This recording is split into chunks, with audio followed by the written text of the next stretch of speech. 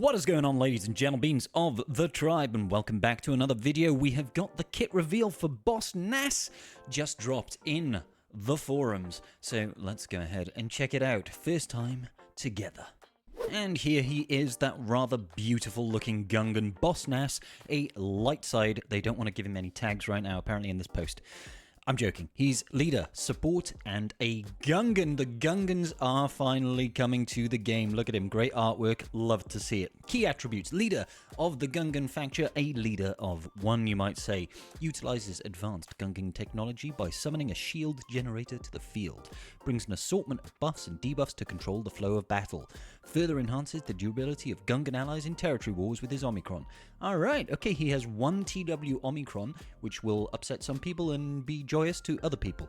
What's interesting to see is that we get no Galactic Republic faction tag here. I know, strictly speaking, the Gungans are not part of the Galactic Republic, but I had an inkling that maybe potentially he might get it alongside the other Gungans, just for some initial synergy before the rest of the faction is released. But anyway, let's move on. Inspiration. We wanted to start the Gungan faction with their leader, Boss Nass, so that you can see how the team is intended to work with each Gungan release. The shield generator was inspired by the Famba-mounted shields on the Battle of Naboo, obviously. Boss Nass's jowl shake was absolutely going to be included in the kit somewhere. It's so iconic and so very Boss Nass. Indeed. Strategy chips. The shield generator is a critical component for effectiveness of Gungans as a whole. Though each Gungan will bring a plethora of debilitating effects in their own right, the shield generator provides a tremendous amount of resilience and synergy for each Gungan ally. Each Gungan will also have their own share of synergies and benefits from the presence of the shield generator. All Gungans will convert a portion of their max health into max protection. This can be important to consider whilst choosing your mods. This is interesting, actually. I know that Trench does this as well, and everybody loves Trench, Trench on the bench. However, he does have quite a unique perspective in that he converts, I think it's like 90% of his health to his protection, which has the interesting side effect of making him take reduced damage from stuff like Malak's life drain, thermal detonators, damage over times, and exposes in general. So it's quite cool in mitigating attacks that do max health percentage. Interesting. How will you acquire Boss Nass? Marquee! They're all going to be marquees, let's be honest. From the shield generator, how does recharge work? Well, we'll get to that. Let's go look at the abilities, I think. Alright, the first ability is Boss's Command. Look at him over here. Oh, the shield generator actually perhaps spawns as an ally companion. That's interesting. Looks like we're here with Jedi Guardian because they don't have any other animations to show us right now.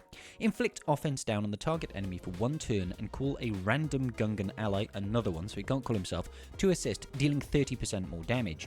During Boss Nass's turn, he recovers 30% protection and gains 10% max protection, stacking to a maximum of 100% until the end of the encounter, and inflicts vulnerable on the target enemy for 1 turn. Now, vulnerable means if you can be crit, you will be crit. It's kind of like a 100% crit chance, essentially. The only people that can't will be those that can't be crit, like crit hit immunity. Quite interesting. Now, this is a good basic. He calls to assist on a basic. He inflicts a debuff, that being offense down in this, and he himself recovers 30% protection and stacks his max protection up to 100%. That's kind of huge. Kind of huge. And the vulnerable is nice. Means we're going to land those crits.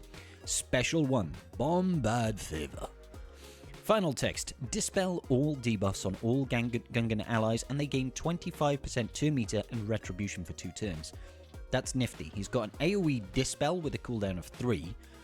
Sorry, not an AoE Dispel. AoE Cleanse with a cooldown of 3. TM up for the entire team 25% and everybody gets retribution for 2 turns. Then all allies recover 20% protection. If there is an active ally shield generator, remove 1 stack of recharge from it. Okay.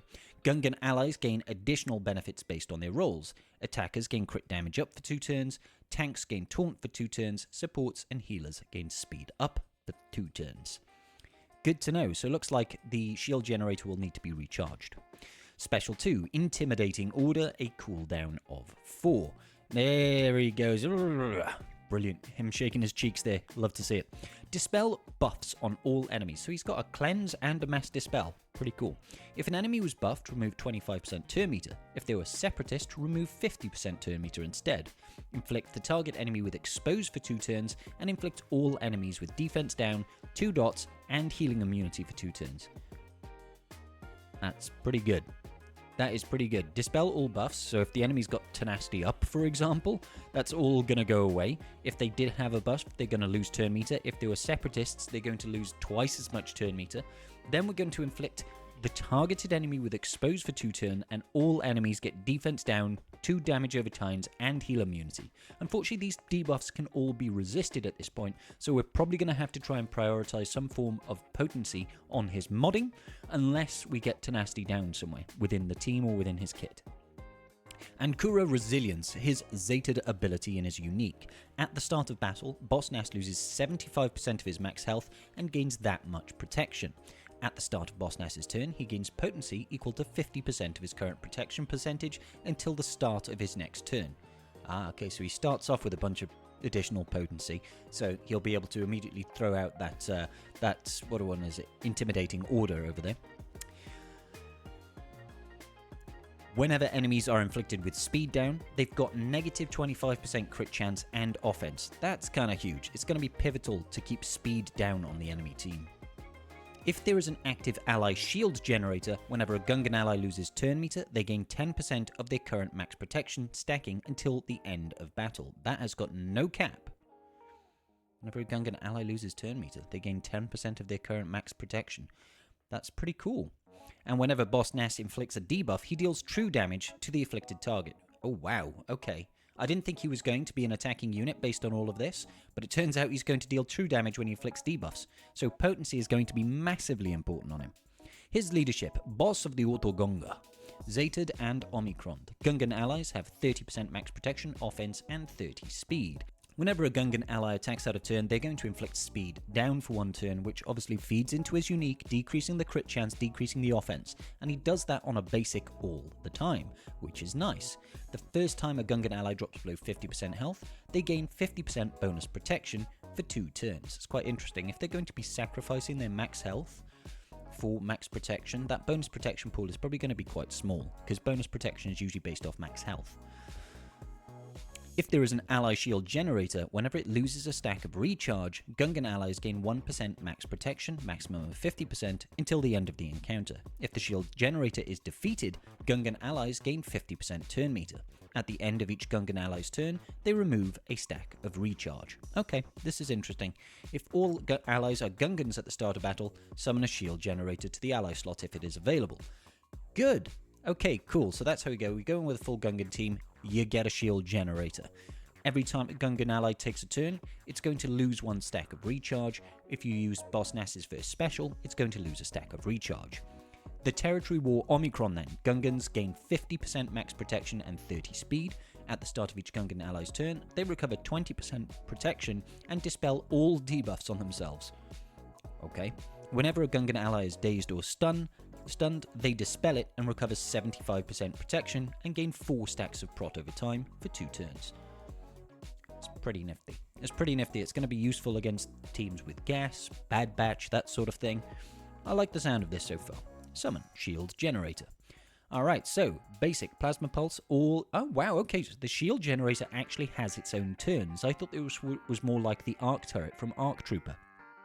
All Gungan allies recover 100% protection, gain 25% turn meter, and have their cooldowns reduced by 1. Huge. The unique is Big Bombard Shielding. The shield generator has 10 stacks of plasma shielding which can't be copied, dispelled, or prevented. Whenever it takes damage, it loses 1 stack. Whenever shield generator is active, Gungan allies have the following benefits. 500% defense! Holy moly!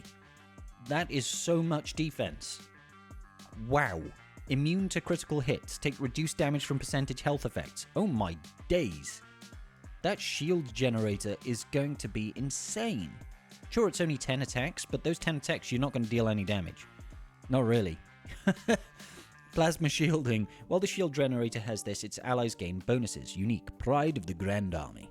The shield generator has no health or protection and can't be defeated or destroyed whilst it has plasma shielding. When all stacks of plasma shielding expire, the shield generator is destroyed. The shield generator is immune to buffs and debuffs, and its max health and max protection can't be increased. The shield generator has 50 stacks of recharge, which can't be copied, dispelled, or prevented. When it loses all stacks of recharge, it gains a bonus turn and gains 50 stacks of recharge. Okay, fair enough. This unit will take a bonus turn when all stacks expire. Unique summoned. Yeah, can be summoned in the ally slot, can't be summoned in certain raids, and this unit can't be revived. Oh, can't be summoned in certain raids. I think that's probably going to say that in the new raid that we're getting in Battle for Endor, that shield generator is going to be there, but potentially all the other raids that we currently have don't have the shield generator summon available. If an effect counts as defeated units, this unit doesn't count. When there are no other ally combatants, the unit can be revived this summon. Yeah, okay, cool. And there he is, Boss Nass. Alright, pretty cool kit so far, guys. I know it's early days and we don't get to see what the rest of the kit looks like, but it seems like there's a lot of protection, a lot of sustain.